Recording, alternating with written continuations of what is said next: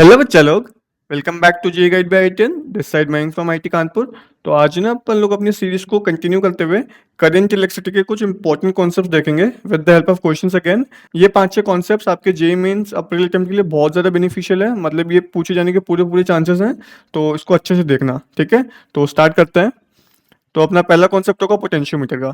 तो पोटेंशियोमीटर का प्रिंसिपल सबको पता ही होगा। तो ये वाला क्वेश्चन सॉल्व करते हैं। In the potentiometer when the cell in the secondary circuit is shunted with 4 ohm resistance, the balance is obtained at 120 centimeter. When the same shell is shunted with 12 ohm resistance, the balance is shifted to 180 centimeters. ठीक है। तो अपने को इसका internal resistance बताना है। तो सबसे पहले वही जो अपन लोग हर पोटेंशियोमीटर के क्वेश्चन में करते हैं, क्या अपने को पूरे वायर का रेजिस्टेंस पता है, कैपिटल आर बाई कैपिटल हो जाएगा मेरा पर यूनिट कितना रेजिस्टेंस है, और इसको स्मॉल एल से मल्टीप्लाई कर दूंगा तो इस लेंथ में कितना रेजिस्टेंस है वो मेरे को मिल जाएगा।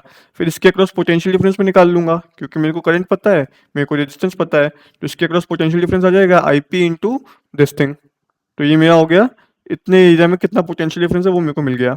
अब क्योंकि बैलेंस्ड है तो यहाँ पे जो पोटेंशियल डिफरेंस इसके अक्रॉस होगा वो इसके अक्रॉस भी होगा। तो मैं इन दोनों के बीच में पोटेंशियल डिफरेंस कितना होगा इन दोनों पॉइंट्स के बीच में वो मैं निकाल लूंगा। उसके लिए मेरे को आई एस निकालना पड़ेगा। और इस वाले सर्किट में आई एस कितना होगा, E divide by small R plus capital R, जो यहाँ पे दिया हुआ है मेरे को। ठीक है।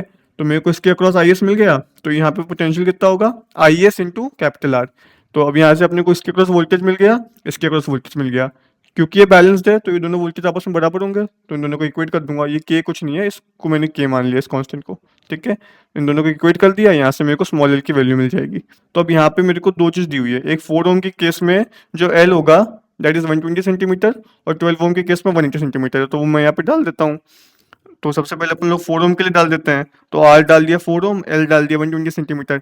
यहाँ से मेरे को एक इक्वेशन मिल गई, सिमिलरली दूसरी इक्वेशन मिल गई। यहाँ से दो इक्वेशन, दो वेरिएबल, इसको सॉल्व कर लूंगा। यहाँ से मेरे को मेरी स्मॉल आर की वैल्यू मिल जाएगी। ठीक है। सिंपल क्वेश्चन था पोटेंशियोमीटर का। अपने को उस पोटेंशियोमीटर का प्रिंसिपल पता होना चाहिए कैसे वो काम करता है। अपन ने यहाँ पे जो वोल्टेज डिफरेंस था और यहाँ पे जो वोल्टेज डिफरेंस था उन दोनों को इक्वेट कर दिया, और यहाँ से अपने को जो इसमें स्मॉल आर कितना होगा वो अपना निकल आया। ठीक है। तो इस सेम कॉन्सेप्ट पे कई बार क्वेश्चन पूछा गया है। ये पोटेंशियोमीटर का बहुत ही स्टैंडर्ड क्वेश्चन है, इसको अच्छे से देख लेना, बहुत ही ज़्यादा इंपॉर्टेंट क्वेश्चन है ये। आगे चलते हैं। सो नेक्स्ट क्वेश्चन अपना काइंड ऑफ व्हीटस्टोन पे ब्रिज है। एग्जैक्टली व्हीटस्टोन ब्रिज नहीं है, लेकिन काइंड ऑफ वैसा ही क्वेश्चन है। A Wheatstone bridge is initially at room temperature and all arms of the bridge have same resistance, मतलब इनिशियली सबका रेजिस्टेंस सेम है। उसके बाद व्हेन R3 इज हीटेड, इस वाले को हीट किया अपन ने, the resistance value goes up by 10%। तो इसकी वैल्यू 10% बढ़ जाती है। मतलब इनिशियली सबकी R थी, फिर अपन ने R3 को हीट किया तो ये 10% बढ़ गई, मतलब 1.1 R हो गई। ठीक है। तो अपने को पूछा क्या है, अपने को V A minus V B बताना है। इन दोनों के बीच में क्या डिफरेंस है वो मेरे को बताना है। सिंपल क्वेश्चन है, आप कोई भी लगा लो, केसीएल केवीएल कुछ भी लगा लो, वहाँ से निकल आएगा। पहले अपन लोग इस लूप में लगा लेते हैं, यहाँ से अपने को वी ए मिल जाएगा। फिर अपन लोग इस वाले लूप में लगा लेंगे। तो इस वाले के केस में इस पॉइंट के बीच में और इस पॉइंट के बीच में जो पोटेंशियल डिफरेंस है वो 40 वोल्ट्स है। ठीक है। वो अपने को दिया हुआ है 40 वोल्ट्स है। तो इस वाले जो लूप है यहाँ से कितना करंट फ्लो कर रहा होगा वो अपने को निकालना है। सिंपल है, 40 volts divide by R1 plus R2, वही यहाँ से करंट फ्लो कर रहा होगा। तो करंट मिल गया, और मेरे को मान लो यहाँ पे वी ए पोटेंशियल निकालना है। तो उसके लिए मैं क्या निकालूंगा, इस पॉइंट के बीच में और इस पॉइंट के बीच में पोटेंशियल डिफरेंस निकाल लूंगा। तो यहाँ से कितना करंट फ्लो कर रहा है मल्टीप्लाई बाय R1, वो मैंने यहाँ पे लिख दिया। ठीक है। सिमिलरली मैं इस पॉइंट और इस पॉइंट के बीच में भी निकाल लूंगा। इसके लिए मेरे को R2 से मल्टीप्लाई करना पड़ेगा। तो इन दोनों को सॉल्व करने पे 20 वोल्ट मिल जाएगा। मतलब यहाँ पे भी 20 वोल्ट ड्रॉप है और यहाँ पे भी 20 वोल्ट ड्रॉप है। तो अगर मैं इस पॉइंट का पोटेंशियल 40 वोल्ट ही मानता हूँ और इसको 0 वोल्ट पे मानता हूँ, तो यहाँ से 20 वोल्ट का ड्रॉप हुआ, तो वी ए मेरा 20 वोल्ट हो गया। ठीक है। सिमिलरली अब मैं यही चीज़ इस वाले लूप में लगाता हूँ। तो इस वाले लूप में जो करंट पास कर रहा होगा वो मैं वापस वैसे निकाल लूंगा, 40 divide by R3 plus R4। तो 40 divide by 1.1 R plus R, तो 40 divide by 1.1 R plus R, ये मिल गया। इसके अक्रॉस करंट कितना फ्लो कर रहा है, तो इसके अक्रॉस कितना वोल्टेज ड्रॉप होगा, ये जितना अपन ने करंट निकाला multiplied by this R3 which is 1.1 R, 20.95 volt आया। तो यहाँ पे मैंने 40 वोल्ट माना है, और इसके अक्रॉस जो पोटेंशियल डिफरेंस है वो 20.95 वोल्ट का है। तो वी भी कितना हो जाएगा, वी भी हो जाएगा 40 माइनस 20.95 विच इज़ 19.05 वोल्ट। ठीक है। तो इस वी भी मिल गया 19.05 वोल्ट, वी ए मिल गया 20 वोल्ट, दोनों का डिफरेंस में निकाल लूंगा, 20 माइनस 19.05 विच इज़ 0.95 वोल्ट मेरा फाइनल आंसर हो जाएगा। ठीक है। सिंपल क्वेश्चन था। अपने को बस इस ब्रांच में कितना करंट फ्लो हो रहा है और इस ब्रांच में कितना करंट फ्लो हो रहा है वो निकालना था। उसके बाद इसके अक्रॉस पोटेंशियल ड्रॉप निकाल लिया। तो उसके अकॉर्डिंग मैंने यहाँ पे वी ए निकाला, वी बी निकाला, दोनों के बीच में डिफरेंस निकाल लिया। सिंपल क्वेश्चन था, इस टाइप के क्वेश्चंस करंट इलेक्ट्रिसिटी से पूछे जाएंगे आपको आपके जेईई मेंस के पेपर में। इजी क्वेश्चंस होंगे, बस कैलकुलेशन मिस्टेक मत करना। ठीक है, आगे चलते हैं। इसके बाद एक ये टाइप का क्वेश्चन आता है जहाँ पे आपको करंट का फंक्शन दिया होता है as a function of time, और आपको चार्ज पूछा जाता है। तो इसमें कुछ भी नहीं करना, सिंपल कैलकुलस लगानी है। अपने को पता है that current is given by I into D T को जब अपन लोग इंटीग्रेट कर देंगे तो मेरे को नेट कितना चार्ज फ्लो हो रहा है वो मेरे को मिल जाएगा। तो Q is equal to I into D T, इसको इंटीग्रेट कर दिया। करंट का फंक्शन मेरे को पता है 0.02 प्लस 0.01, अब इसको मैं इंटीग्रेट कर दूंगा तो इसका इंटीग्रेशन आएगा 0.02 टी स्क्वायर बाई टू, इसका आएगा 0.01 टी। लिमिट्स मेरे को पता हुआ है from T equal to 1 second to T equal to 2 second, तो मैं यहाँ पे लिमिट डाल दूंगा, लिमिट डाल के इसको सॉल्व कर लूंगा तो मेरे को मेरा फाइनल आंसर 0.04 कूलम मिल जाएगा। सिंपल क्वेश्चन है, कुछ भी नहीं है, मतलब बहुत ही बेसिक 8th स्टैंडर्ड का क्वेश्चन है। बस अपने को पता होना चाहिए कि जो करंट होता है that is written in this form which is integration of I into D T. अगर मेरा जो करंट है वो टाइम का फंक्शन दिया हुआ है तब हम इससे लिख के इसको सॉल्व कर सकते हैं।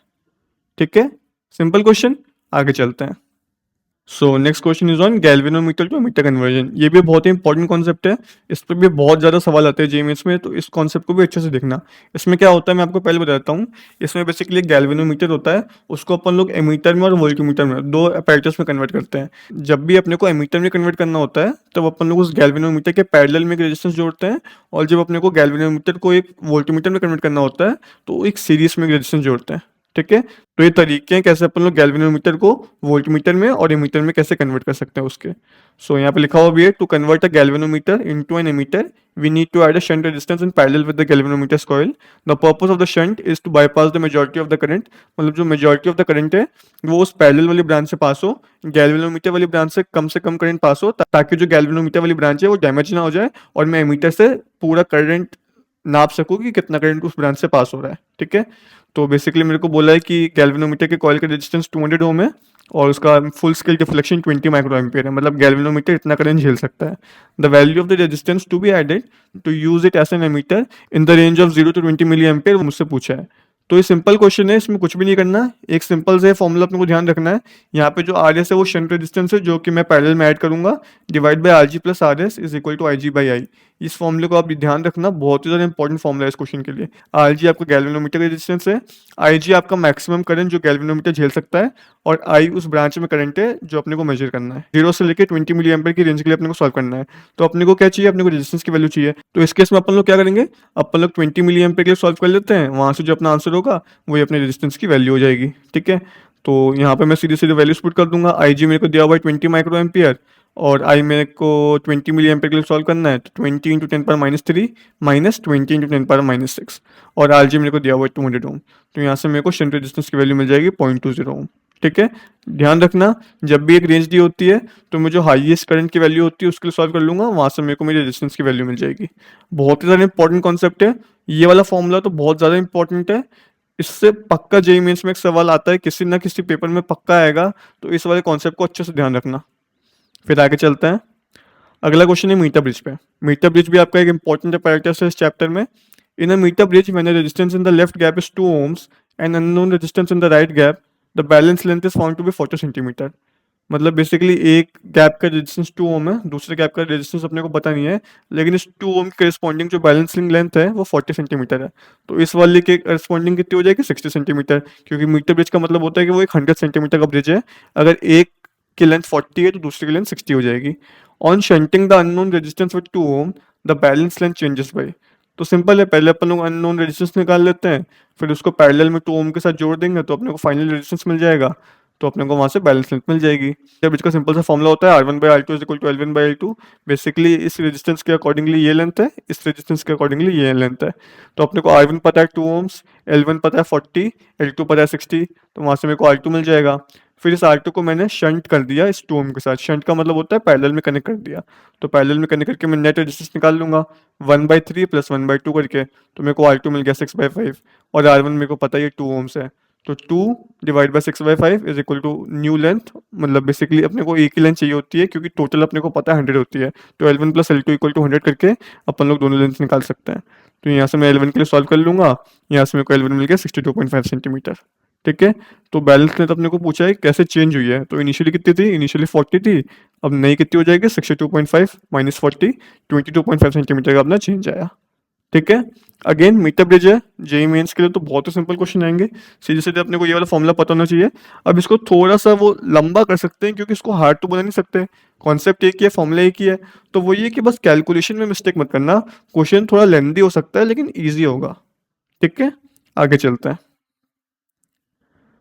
अब नेक्स्ट कॉन्सेप्ट है गैल्वेनोमीटर को वोल्टमीटर में कैसे कन्वर्ट करते हैं। अभी अपन लोगों ने ऊपर एमीटर में कन्वर्ट किया था, अब यहाँ पे अपने को वोल्टमीटर में कन्वर्ट करना है। ये मैंने आपको बताया था, एमीटर में अपन लोग पैरेलल में एक शंट रेजिस्टेंस जोड़ते हैं और वोल्टमीटर में सीरीज में जोड़ेंगे। तो वही यहाँ पे लिखा हुआ है, to convert a galvanometer into a voltmeter to measure higher voltage you need to add a series resistance to it. ठीक है, तो अपने को बोला galvanometer has resistance of 50 ohms and it allows maximum current of 5 milliamperes. It can be converted into voltmeter to measure up to 100 volts by adding a series resistance of how much. तो वही चीज़ अपने से पूछी है। तो अभी मैं ये निकाल लेता हूँ कि इनिशियली गैल्वेनोमीटर पे कितना पोटेंशियल डिफरेंस मैक्सिमम हो सकता है इस मैक्सिमम करंट के अकॉर्डिंग। तो वो कैसे निकालूंगा, V equal to I R करके। गैल्वेनोमीटर का रेजिस्टेंस 50 ohms है, मैक्सिमम करंट इतना पास होता है, तो इनिशियली उसका जो वोल्टेज है उसके अक्रॉस वो 0.25 वोल्ट है। मेरे को कितना मेजर करना है, मेरे को 100 वोल्ट मेजर करना है, तो कितना एक्स्ट्रा है, 99.75 वोल्ट। तो अब मेरे को एक इतना रेजिस्टेंस उसमें ऐड करना है कि मैं इतना पोटेंशियल डिफरेंस उससे और मेजर कर सकूं। ठीक है, तो मेरे को वोल्टेज पता है, मेरे को करंट पता है कितना पास होगा, तो V equal to I R निकाल के जितना मेरे को सीरीज में रेजिस्टेंस ऐड करना है वो मैं निकाल सकता हूँ।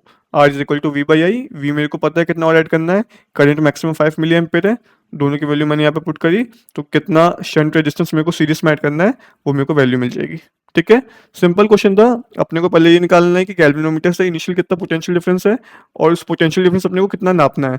तो बेसिकली कितना एक्स्ट्रा है वो अपने को मिल जाएगा, कितना मैक्सिमम करंट पास हो सकता है वो अपने को पता है, तो अपने को वोल्टेज की वैल्यू पता है, अपने को करंट की वैल्यू पता है, तो सीरीज में कितना रेजिस्टेंस जोड़ना है, तो वो अपन लोग सीधे सीधे ओम्स लॉ लगा के V बाई आई करके अपने को जो शंट रेजिस्टेंस सीरीज में ऐड करना है उसकी वैल्यू मिल जाएगी। ठीक है, अगेन है वेरी सिंपल कॉन्सेप्ट। गैल्वेनोमीटर को एमीटर और वोल्टमीटर में कन्वर्ट करने वाले जो क्वेश्चंस हैं ये जेईई मेंस में बहुत फ्रीक्वेंटली पूछे जाते हैं और इजी भी होते हैं, तो इन कॉन्सेप्ट्स को मिस मत करना। ठीक है, आगे चलते हैं। फिर एक कॉन्सेप्ट ये भी आता है कि जो आपका रेजिस्टेंस है वो टेम्परेचर के साथ कैसे चेंज होता है वो अपने को बताना है। तो इसके लिए फॉर्मूला होता है R is equal to R not one plus alpha delta T. तो अपने को इस क्वेश्चन में बोला इन इलेक्ट्रिक टोस्टर का रेजिस्टेंस है 60 ohms रूम टेम्परेचर पे। Toaster is connected to 220 volt supply जो कि अपनी मेन सप्लाई होती है। If the current flowing through it reaches 2.75 ampere, the temperature attained by toaster is how much. ठीक है, तो बेसिकली अपने को वो बताना है कि जो टोस्टर है उसका टेम्परेचर कितना बढ़ गया है, वो अपन लोग कैसे निकालेंगे, बढ़े हुए रेजिस्टेंस है। तो मेरे को ये पता है कि 60 ohms उसका जो नॉर्मल रेजिस्टेंस होता है रूम टेम्परेचर पे वो 60 ohms है। ठीक है, लेकिन अभी कितना रेजिस्टेंस है उसका, अभी की मेरे को वोल्टेज पता है, मेरे को करंट पता है, तो अभी का जो उसका रेजिस्टेंस है वो 80 ohms निकाल लूंगा मैं V बाई आई करके। तो उसका होना चाहिए था 60, लेकिन अभी 80 है, तो ये 20 ohms क्यों बढ़ गया, क्योंकि वो हीट हो गया, हीट करने से रेजिस्टेंस की वैल्यू बढ़ती है। तो वो मैं सिंपल सिंपल ये वाला फॉर्मूला लगा दूंगा, 80 इक्वल्स जो नॉर्मल होता है 60 into one plus alpha delta T. Alpha की वैल्यू मेरे को दी हुई है, डेल्टा टी मेरे को पता है रूम टेम्परेचर 27 डिग्री सेल्सियस है, और मेरे को टोस्टर का टेम्परेचर बताना है, तो डेल्टा टी हो जाएगा T माइनस 27, तो यहाँ से मेरे को टी की वैल्यू मिल जाएगी। ठीक है, थोड़ा सा लॉजिकल क्वेश्चन था, क्वेश्चन सिंपल है लेकिन लॉजिकल है। लॉजिक क्या है यहाँ पे, उसका जो रूम टेम्परेचर पे रेजिस्टेंस है वो 60 है, लेकिन वो अभी 80 हो गया है। तो जो वो 80 हुआ है वो क्यों हुआ है, क्योंकि उस टोस्टर का टेम्परेचर बढ़ गया है, तो वो बड़ा हुआ टेम्परेचर मेरे को निकालना था। तो सीधे सीधे R is equal to R not one plus alpha delta T लगाऊंगा, वहां से मेरे को बड़े हुए टेम्परेचर की वैल्यू मिल जाएगी। ठीक है, एक लास्ट क्वेश्चन और करते हैं। ये क्वेश्चन मैं इसलिए कर रहा हूँ क्योंकि ये क्वेश्चन जेईई मेंस में हर बार पूछा गया है और बहुत ही सिंपल है, कुछ भी नहीं है, ये बस व्हीटस्टोन ब्रिज को दिखाने का एक दूसरा तरीका है। बेसिकली ये जो 9R वाला रेजिस्टेंस है ना, इससे कोई करंट पास ही नहीं कर रहा है क्योंकि ये एक बैलेंस व्हीटस्टोन ब्रिज है। अब इसमें वो लोग करते क्या है, अगर वो आप लोग को ऐसे बना कर देंगे तो ये हर कोई पहचान लेगा। तो बेसिकली बस आपको यहाँ पे पहचानना है कि ये व्हीटस्टोन ब्रिज ही है। अगर आपने उतना पहचान लिया then it is a very simple question. ठीक है, तो आप यहाँ से देख सकते हो, ये वाला जो आर है और ये वाला जो 2R है ये दोनों ए से कनेक्टेड है, जो मैंने यहाँ से कनेक्ट किया है। ठीक है, और जो ये 3R है और ये वाला जो रेजिस्टेंस है 6R, ये 6R होगा, यहाँ पे लिखा नहीं है, ये दोनों बी से कनेक्टेड है, तो उनको बी से कनेक्ट कर दिया। और जो 9R है ये इन दोनों के ही बीच में कनेक्टेड है। तो ये इस यही सेम फिगर है, बट इसको इस टाइप से बनाया गया है ये व्हीटस्टोन ब्रिज ही, बस आपको पहचानना है। ठीक है, तो क्योंकि बैलेंस्ड व्हीटस्टोन ब्रिज है, बैलेंस्ड है क्योंकि R/3R is equal to 2R/6R, 1/3 यहाँ पे भी यहाँ पे भी 1/3। तो मेरे को बैलेंस व्हीटस्टोन ब्रिज दिया हुआ है, तो मेरे को R इक्विवेलेंट निकालना है। तो सीधी सी बात है, इस वाले ब्रांच से कोई करंट पास नहीं हो रहा होगा, तो ये दोनों पैरेलल में, ये दोनों पैरेलल में, ये दोनों पैरेलल में हो जाएगा 4R, ये दोनों पैरेलल में हो जाएगा 8R। तो दोनों पैरेलल में है, तो मैं नेट रेजिस्टेंस निकाल सकता हूँ R1 R2 divide by R1 plus R2 करके। तो R1 into R2 divide by R1 plus R2 which is 4 into 8 divide by 4 plus 8 which is 12। वहाँ से मेरे को इक्वलिंग रेजिस्टेंस मिल जाएगा। ठीक है, तो बस अपने को ये पहचानना है कि ये जो दिया हुआ है ये एक बैलेंस व्हीटस्टोन ब्रिज है। अगर अपन ने उतना पहचान लिया देन क्वेश्चन में कुछ भी नहीं था। ठीक है, ये बस उसको बनाने का एक अलग सा तरीका है। तो ये कुछ जो 5-6 कॉन्सेप्ट्स मैंने आज आपको इस वीडियो में बताए हैं, ये सारे कॉन्सेप्ट्स बहुत ज़्यादा इंपॉर्टेंट है आपके जेईई मेंस अप्रैल अटेम्प्ट के लिए। इन कॉन्सेप्ट्स को अच्छे से रिवाइज कर लेना। बहुत ही ज़्यादा हाई प्रोबेबिलिटी है कि ये सारे कॉन्सेप्ट्स में से कोई ना कोई कॉन्सेप्ट आपके पेपर में पक्के से आएगा। ठीक है, तो ये जो मैंने आज पढ़ाया है इसके नोट्स मैं अपने टेलीग्राम चैनल पर डाल दूंगा। टेलीग्राम चैनल की लिंक डिस्क्रिप्शन में होगी, वहाँ जाकर टेलीग्राम चैनल ज्वाइन कर लेना, वहाँ पे आपको ये सारे नोट्स मिल जाएंगे। ठीक है, ऐसे ही मैंने बाकी भी बहुत सारे चैप्टर्स की रिवीजन आपको करवाए हैं with the help of questions. उन क्वेश्चन के साथ अपन लोग कॉन्सेप्ट रिवाइज करते हैं। तो उस प्लेलिस्ट की लिंक भी मैं आई बटन पे डाल दूंगा, नीचे डिस्क्रिप्शन में भी डाल दूंगा। तो वहाँ जाके वो प्लेलिस्ट पे देख लेना। बेसिकली अगर आप क्वेश्चन से रिवाइज करोगे कोई भी चैप्टर को, तो वो कॉन्सेप्ट आपका जल्दी रिवाइज होगा और आपको पता भी चल जाएगा कि उस कॉन्सेप्ट से किस टाइप का क्वेश्चन बनता है। ठीक है, तो अगर आपको ये कंटेंट अच्छा लगा हो तो चैनल को सब्सक्राइब करके बेल आइकन दबा देना, ताकि मेरा आने वाला अगला वीडियो आपसे मिस ना हो जाए। तो आज के लिए अपन लोग इतना ही करते हैं, बाकी अपन लोग अपने नेक्स्ट वीडियो में मिलते हैं।